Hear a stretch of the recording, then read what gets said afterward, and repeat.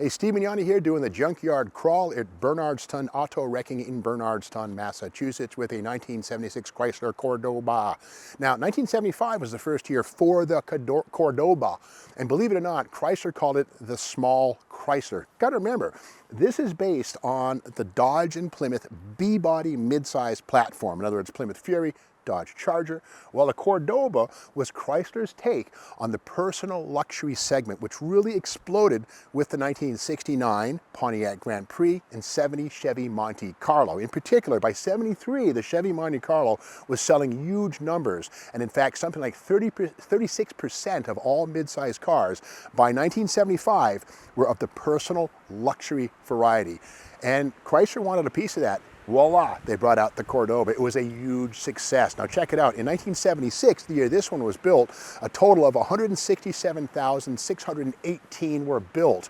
These outsold the full-size Chryslers 4-1. The Newports, the New Yorkers, all those big cars.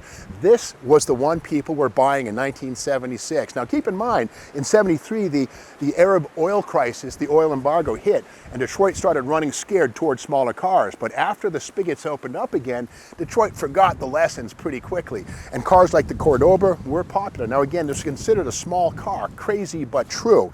Now here's the thing, if you like the Cordoba, these things 75, 67, these, if you look at them closely, you'll see an awful lot of 73 Chevy Monte Carlo. To that point, here is a 1974 Chevy Monte Carlo dealer brochure.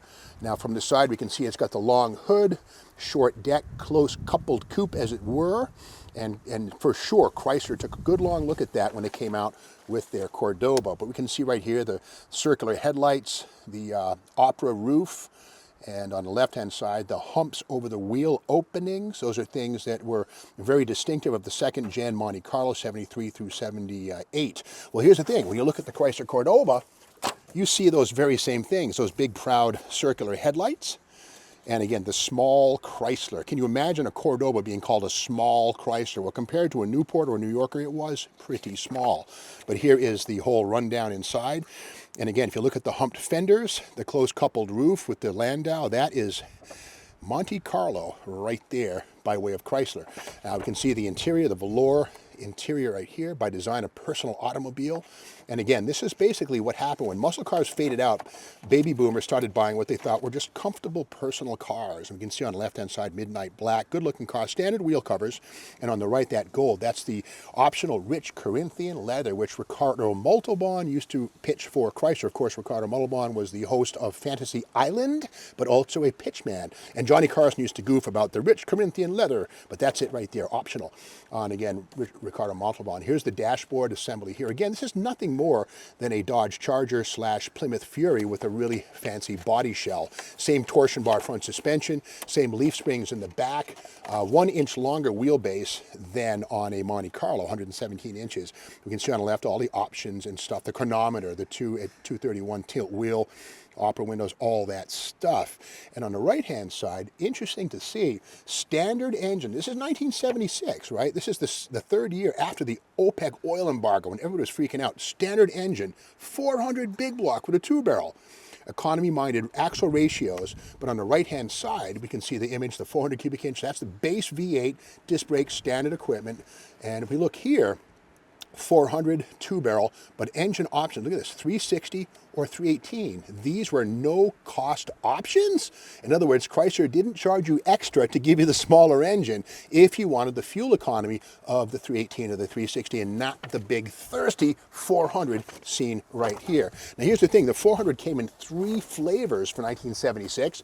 The 2-barrel, a 4-barrel with dual exhaust and 240 horsepower, or this one right here. This is the N code 210 horsepower with lean burn. That's a 400, it's a big block for sure, but here's what's happened here.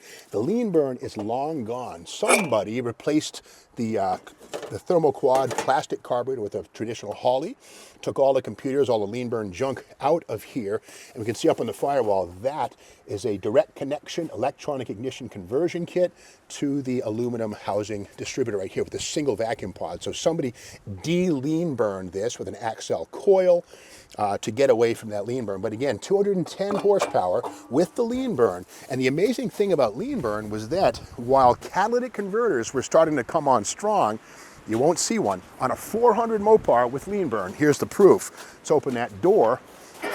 And on the edge, we see right here, here's the VIN, but look at this non-catalyst. Yup, the lean burn was that clean. Catalytic converter wasn't needed. Of course, that would change, but with that said, it's amazing. A 400 4-barrel big block didn't need a cat when it had lean burn from the factory. But here we have SS22N. There's that the lean burn 400, 210 horse, 1976 model year, etc. It's built in Canada, right there. Then here we have the R code, of course, Canadian assembly right there. Inside, let's have a peek here. And we can see this one does not have the rich Corinthian leather, while this one has the velour interior, but the column shifted torque flight automatic, the 100-mile-an-hour speedometer, which was something seen in all Cordobas. The days of the Charger RT 150-mile-an-hour speedometers were long gone. But again, this one does not have the buckets in the center console, which were possible on Cordoba, but most of them were done this way. And this one has the cruise control right here. You can see right there, extra cost. There it is, the cruise control. Now you got to remember too that Dodge took a little page out of it. This is the Charger 1976, and this is the Charger Daytona right there. Same basic package as the Cordoba, same face, same everything.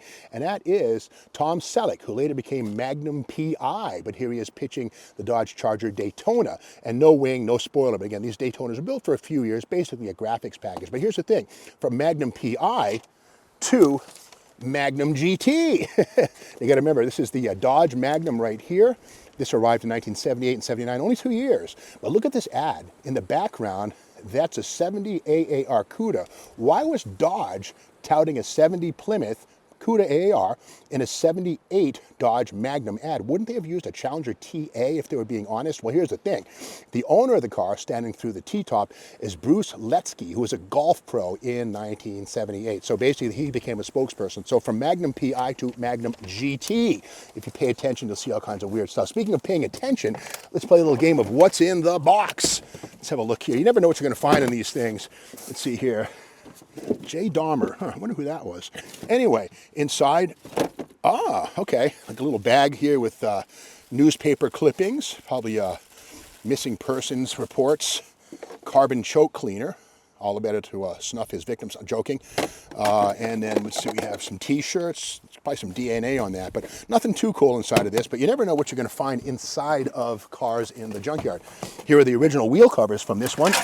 These are Chrysler's simulated spoke wheels, and these were used, I think, 74 up on everything from Plymouth Grand Furies to Chrysler Cordobas, the fake knockoff, fake spokes. The trouble with these things, you hit a granite curb with these things, you smear the spokes. We can see it's been done here, easily damaged. But with that said, a pretty convincing fake wire wheel on this one right here.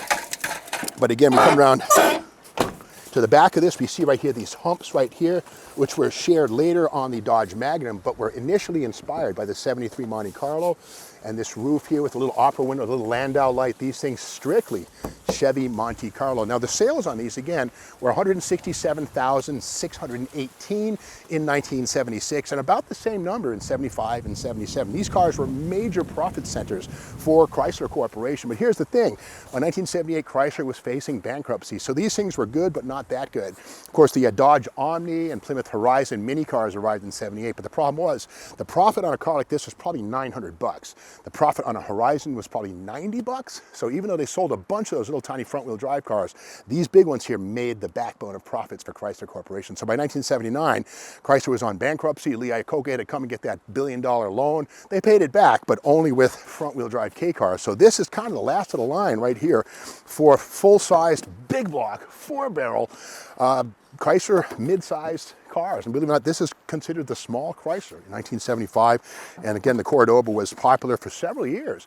So I like to say, if you like a Cordoba, you better like a Chevy Monte Carlo, because that's really where the idea came from. There's nothing wrong with copying success, and that's exactly what Chrysler did with the Cordoba. Now, if you like this video, be sure to subscribe to the Steve Mag's YouTube channel, hit the like button, share this video, and by all means, hit the bell so you're aware when the next video comes out, which is tomorrow morning.